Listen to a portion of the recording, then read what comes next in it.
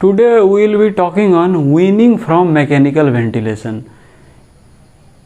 I don't prefer the term weaning, I prefer the term liberation. I call it liberation from the mechanical ventilator. Why I don't prefer weaning? Because it is not a gradual process of shifting.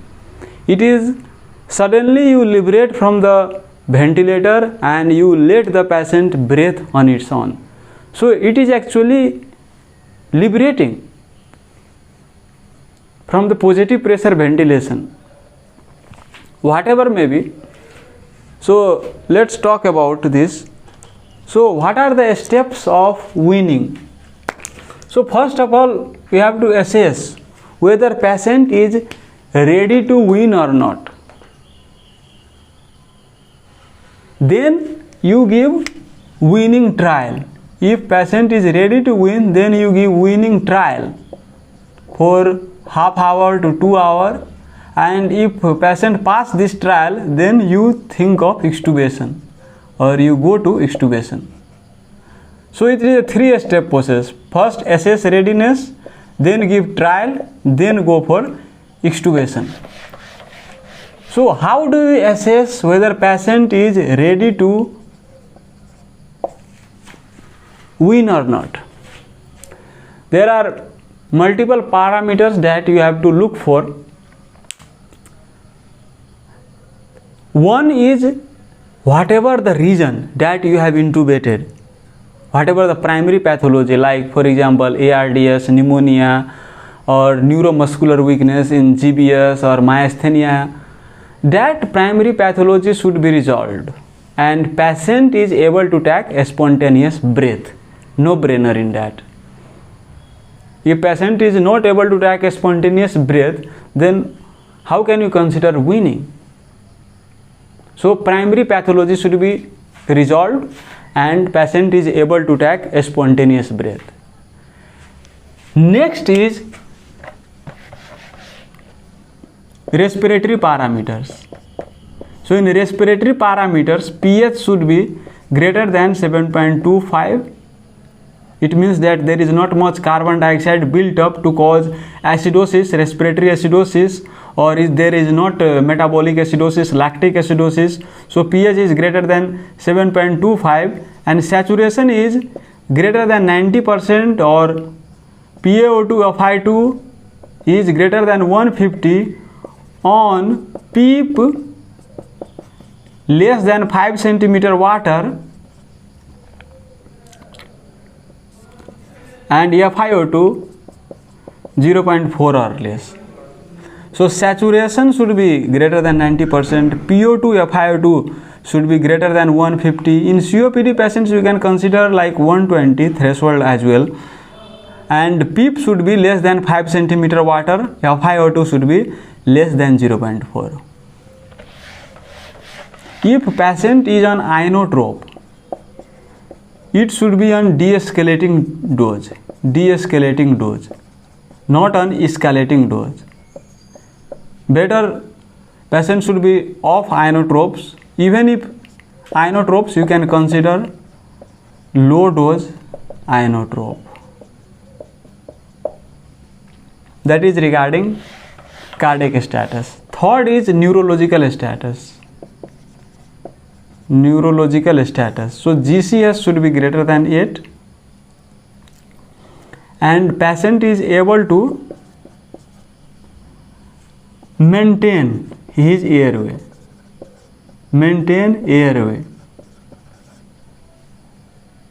to prevent aspiration, and he is not producing much secretions, like you don't have to clear secretions more than 3 hourly, more frequently than 2 to 3 hourly.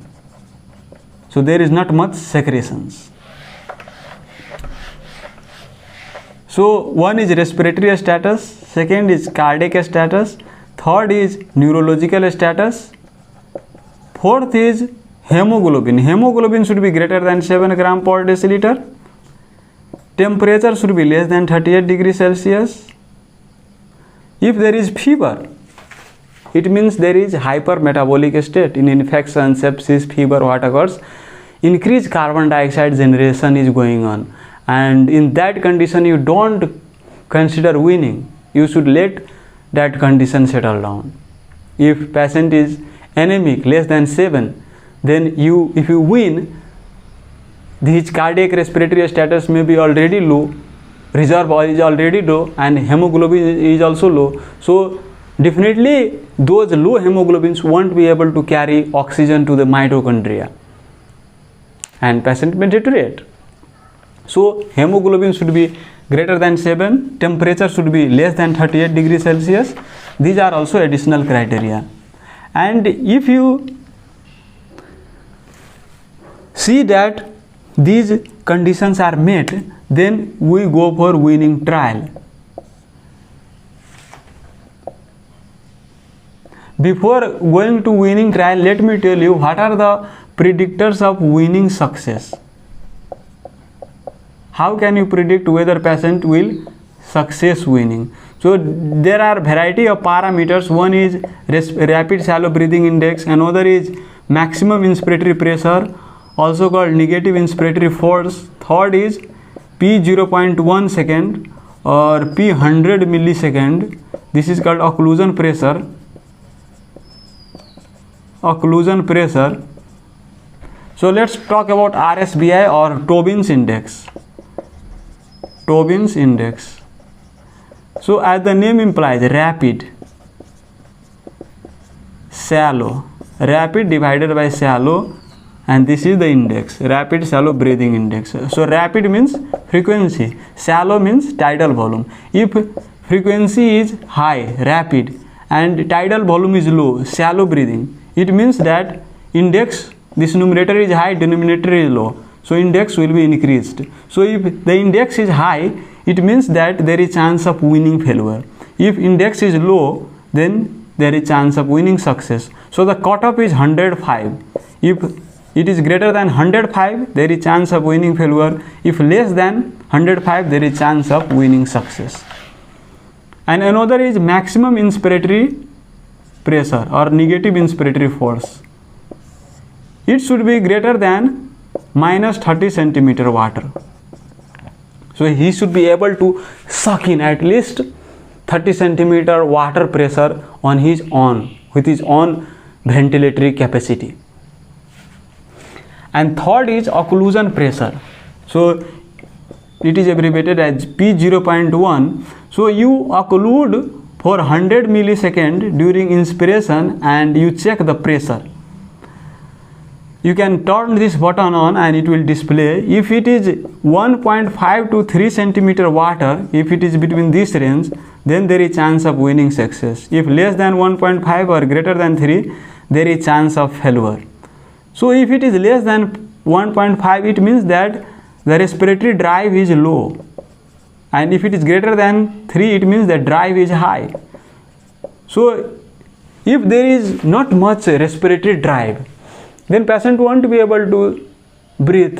If it is high drive, it means that patient's cells are not getting enough oxygen and the drive is increasing. Compensatory increased respiratory drive. So it should be between this range for weaning success. So these are some of the predictors. Definitely any one predictor does not tell you 100% that it will succeed, weaning will succeed or fail. You have to use in combination these predictors and then you go for weaning trial. So you keep the trial for half hour to 2 hours.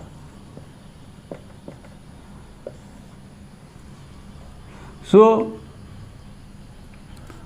the modes that you keep is, one is a spontaneous mode where you attach T-piece and let the patient breathe on his own. Second is pressure support ventilation. So there is not much difference in between these two modes. You can keep either, and after half an hour to 2 hours you assess the patients. If the respiratory rate increases greater than 35 per minute tidal volume falls less than 325 ml, minute ventilation goes greater than 10 liter per minute, if BP goes more than 80 per minute or falls less than 80 per minute, heart rate shoots up greater than 140 or less than 50, or change in these parameters by 20%, if PCO2 increases by 10 mmHg, or if pH decreases by 0.1, these things tells you that there is weaning failure.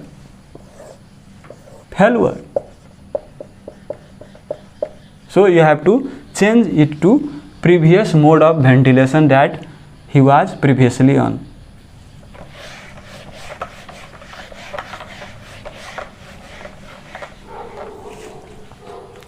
During the trial, what I call this trial, the transition zone. You are transitioning from positive pressure ventilation to low pressure support or no pressure support, and you are letting patient breathe on his own. So when you are shifting this, you are doing this, what happens that if patient is not able to generate enough respiratory drive, his cardiac status is compromised, his diaphragm is dysfunction, there is atrophy because of the long term positive pressure ventilation, this diaphragm due to disuse, what happens? There becomes dysfunction of the diaphragm, and when these respiratory muscles are not able to generate enough oxygen to the cells, then what happens? That sympathetic surge occurs. And due to that surge, what happens? That restlessness, agitation, diaphoresis, this BP, heart rate goes up, or hemodynamic collapse can occur, or respiratory drive increases, so minute ventilation increases, tachypnea occurs, respiratory muscles use occurs, accessory muscles of respirations use, they gets recruited. And during that period, patient can develop pulmonary edema, can develop myocardial ischemia. Why? Because even if patient has low cardiac reserve from the beginning, or even if they has normal cardiac pulmonary status, when you are turning off the positive pressure ventilation, you turned off positive pressure ventilation, so now positive pressure ventilation is not going inside this chest wall cavity. So patient is trying to generate this negative pressure to suck in air, and cardiac activity now increases from the pre-weaning value. So during that period the demand increases and myocardial ischemia can occur. So you have to do ECG monitoring during that period, and pulmonary edema can occur, especially if there is low cardiac reserve from the beginning. What happens? This is the pulmonary capillaries, and these are the alveoli. So these fluid shifts from the capillaries to the alveoli, and patient can develop pulmonary edema. If there is pulmonary edema developing, you can do long scan and you can see B lines, and there are some predictors. They have studied this, like change in hemoglobin by 5% if increases, or total protein albumin increases by 5%, then that also predicts that patient is developing pulmonary edema. Why? Because as this water shifts inside the alveoli, the concentration of the protein inside the capillaries increases. So if there is 5% increase in these proteins, then it suggests pulmonary edema. So definitely you have to look for this cardiac ischemia, pulmonary edema that patient can develop, during this weaning trial. So let's suppose there is weaning success. If the trial success occurs, then you think of extubation. Before extubation, you have to assess whether patient is at low risk of re-intubation or high risk of intubation. So what are the risk factors that suggest that patient is high risk of re-intubation? One is age. If age is greater than 60 years with chronic cardiopulmonary conditions, that suggests patient is at high risk of re-intubation. Second is if patient was intubated for pneumonia. Third is if you are doing suctioning more than 2 to 3 hourly. So if there is enough copious secretion, that also suggests there is chance of re-intubation, or if patient is not able to generate enough cough strength, or if GCS is less than 8, so low neurological status, or prior to extubation during the 24 hour if there is positive fluid balance, that also predicts that there is chance of re-intubation. And another thing is about cough leak tests. Do you know what is cough leak test? So let me make you understand this. So this is the trachea and these are the bronchus. So this is the endotracheal tube and this is the cough that you have inflated. So in cough leak test, we deflate the cough. So cough is now deflated. So what happens that whatever air you give inside the endotracheal tube, if there is no obstruction like laryngeal edema, tracheal edema or tracheal stenosis proximal to cough, then this air should also leak out. And if you auscultate the trachea, you can auscultate this leak of air. But if there is stenosis, tracheal stenosis, laryngeal edema, what happens that this due to this obstruction, this air will not be able to leak. And if you calculate the fraction of the leak of air, if it is less than 12%, then it suggests that there is obstruction proximal to the cough. And that predicts that there can be post-extubation stridor. But if it is greater than 24%, it suggests that there is chance of post-extubation success. So what are the factors that predicts that there can be post-extubation stridor?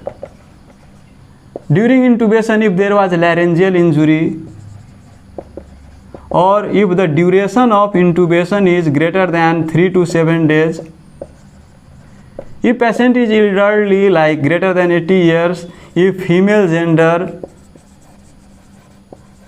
if the endotracheal tube size is greater than 8 mm.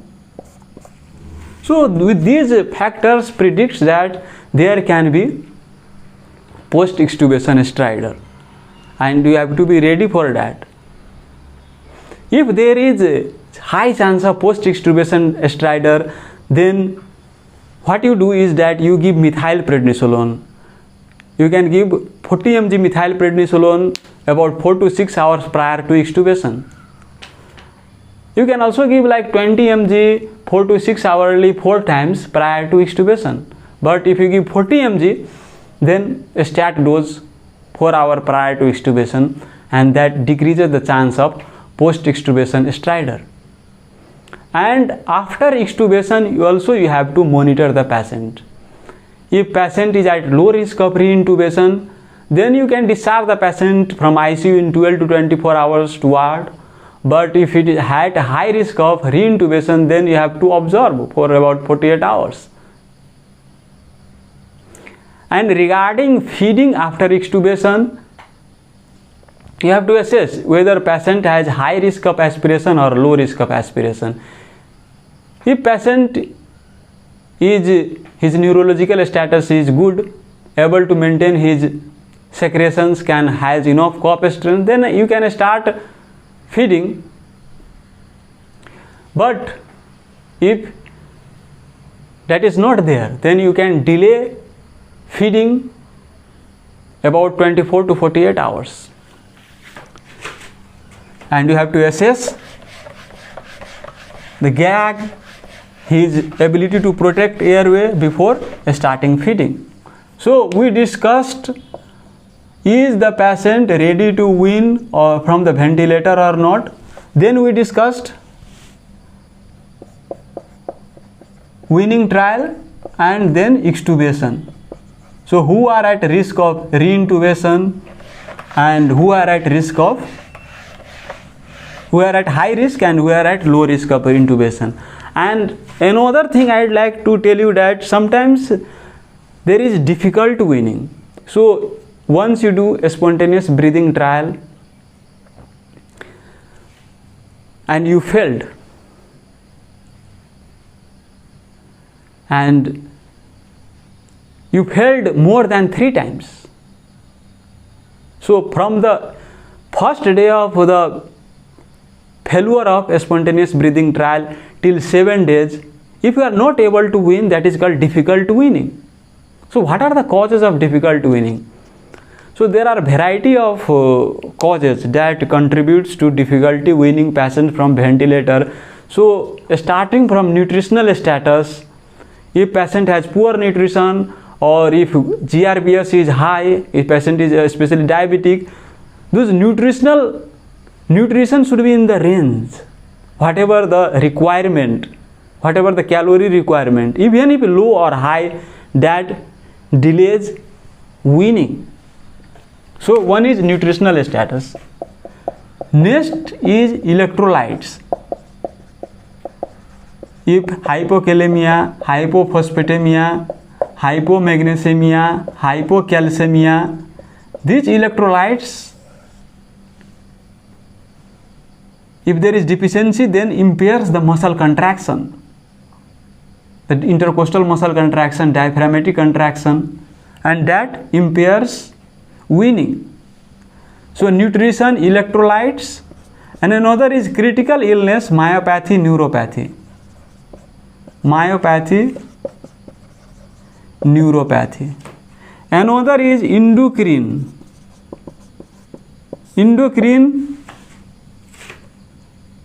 disorders like thyroid disease, hypo or hyperthyroidism, adrenal insufficiency. Definitely you have to correct this if you are having difficult weaning. In ICU, I was wondering why they did thyroid function test when I was called to review the thyroid function test, because I was thinking that in critical illness there is CQ thyroid syndrome, then why he has ordered this TFT in this patient. Actually that patient was difficulty weaning, so they checked TFT. So to assess whether thyroid disorder is causing difficulty weaning or not, you have to assess different things: electrolytes, thyroid function tests, cortisol level. Sometimes adrenal insufficiency can cause difficult weaning. And other things are like, this is the lung, these are the trachea, and this is the lung, and these are the pleural cavities, and this is the cardiac chambers. So sometimes effusion develops when patient is on ventilator, because that primary pathology pneumonia can progress. Sometimes pneumothorax occurs. So these things, pneumothorax, atelectasis, these also impairs difficulty weaning. Secretions can develop in the bronchus, These impair weaning. If patient has low cardiac reserve, low ejection fraction, this impairs weaning. So not only cardiopulmonary status but variety of metabolic factors, electrolytes, these also impairs, cause difficulty weaning. So if you have difficulty weaning, then what you do? You correct the underlying things. Correct underlying etiologies and again try weaning.